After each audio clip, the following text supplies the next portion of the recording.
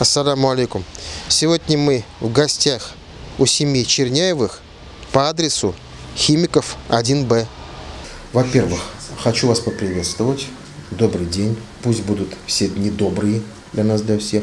Какие бы испытания нас не постигали, мы должны быть Всевышнему благодарны за каждую минуту, за каждый день, который мы проводим в этом мире. И хотелось бы познакомиться с каждым из вас. С кого начнем? Меня зовут Ирина Викторовна, и я бабуля вот этой замечательной нашей маленькой крошки Варюшка. Да. Да. Меня зовут Кристина Олеговна, я мама Варюши. Я просто Антон, мне достаточно. Да. Я ее папа. Да, папа, отец. Сколько сейчас годиков? Какой диагноз? 3 года нам сейчас. После обследований нам поставили диагноз генетическое заболевание, синдром Питта Хопкинса. Какой-то особенный, да? Редкое заболевание, да. Ну, прогнозов врачи на будущее не говорят. Единственное, что они говорят, нужно много работать. То есть это физкультура, массажи, занятия с логопедом. То есть много-много заниматься. Прогнозов никаких не говорят. Понятно. Это вообще новый диагноз, его открыли только в 1972 году, то есть это абсолютно новый диагноз, и официально зарегистрированных детей с таким диагнозом всего в России 11 человек.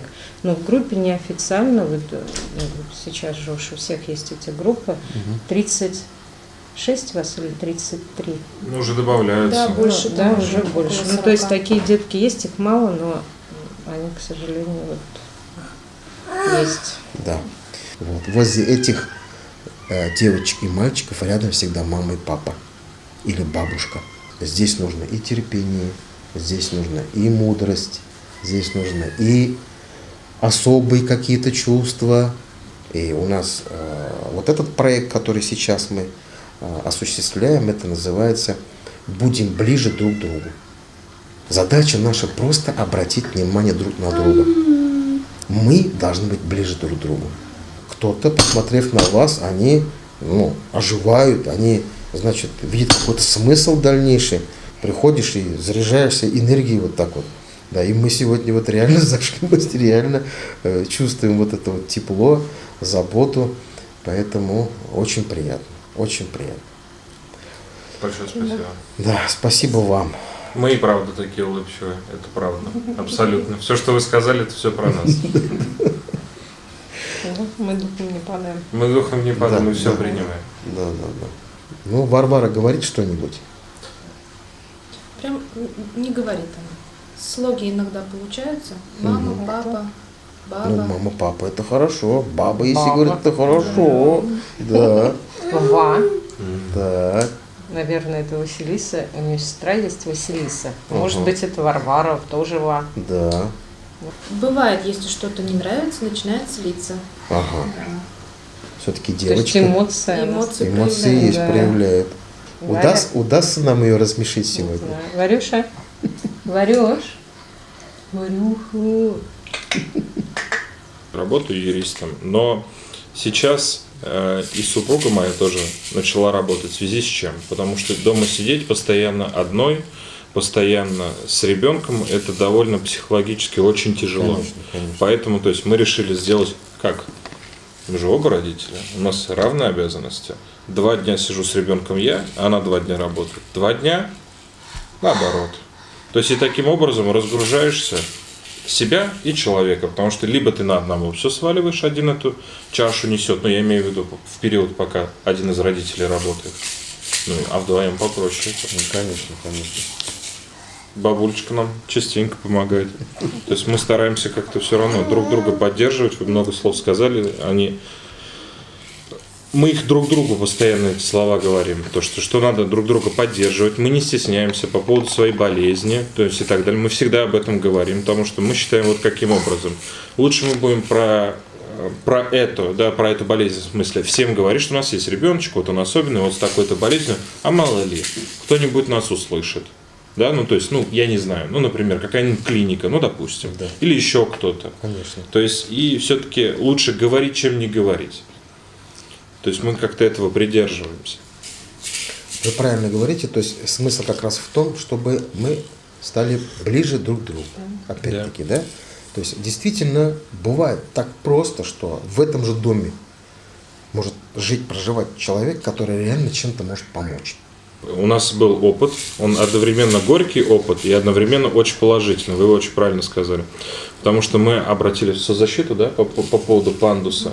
То есть мы обратились изначально в соцзащиту, когда с таким заявлением нас выслушали, сказали, мы все понимаем, и вам нужно, что мы можем вам предложить? Возьмите квартиру, купите на первом этаже. Это прям серьезно все было.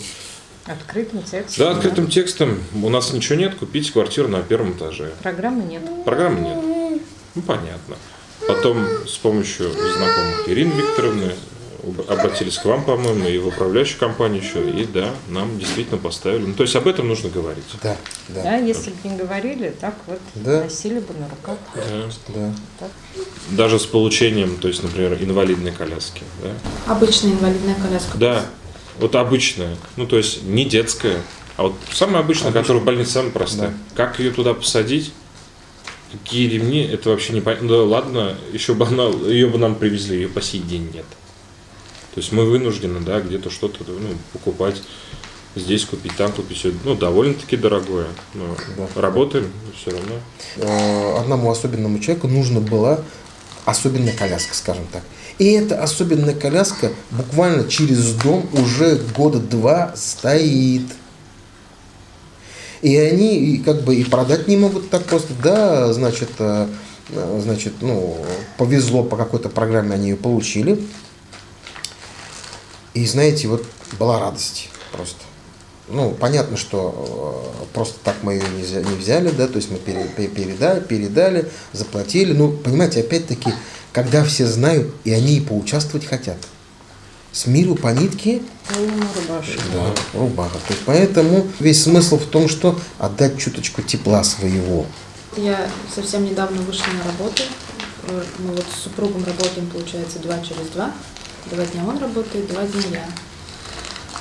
Выйдя на работу, конечно, да, немножко расслабляешься психологически, но все равно с людьми общаешься.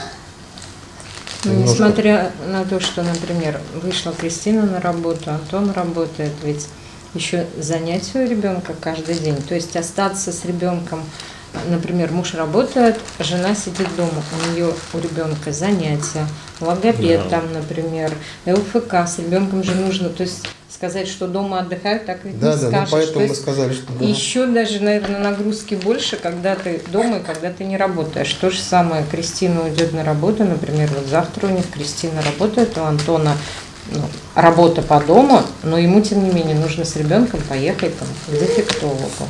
Вот опять-таки проблема, например, у нас парковочных мест. Вот выйти даже, например, место, вот сейчас они начали собирать подписи в подъезде, да, чтобы вот здесь у подъезда все-таки парковочное место определить. Не только, например, для инвалида, для ребенка-инвалида, а на 4 вот здесь вот подъезда. Сколько у вас, 2 или 3 инвалида? 4. 4? Да. То есть, чтобы хотя бы одно место было вот для инвалидов. У нас еще же есть и старшая дочь, за которой тоже нужно ухаживать, давать ей внимание, воспитывать ее. То есть и водить тоже на секции и так далее. Мы стараемся. То есть, если этой нужно внимания много, мы же не можем все внимание ей передать. Правильно. Мы должны еще и старшую дочь воспитывать и такой же ровно 50/50 дать ей воспитание и внимание. И вот поэтому мы бегаем туда-сюда. Старшая дочь, она гиперактивная. Гиперактивная просто. Старшей дочери сколько? Ей 5. У нас не было точного диагноза. Конкретно. То есть нас это не устраивало. Мы хотели знать точно, какой у ребенка диагноз. Поэтому мы записались туда к неврологу. Невролог, конечно, обследовав нас на приеме, сказала, что диагноз не относится к неврологии. И посоветовала нам обратиться вот к генетику, именно к тому генетику, который вот там у них ведет приемы. Мы, конечно, по чистой случайности, но к ней попали.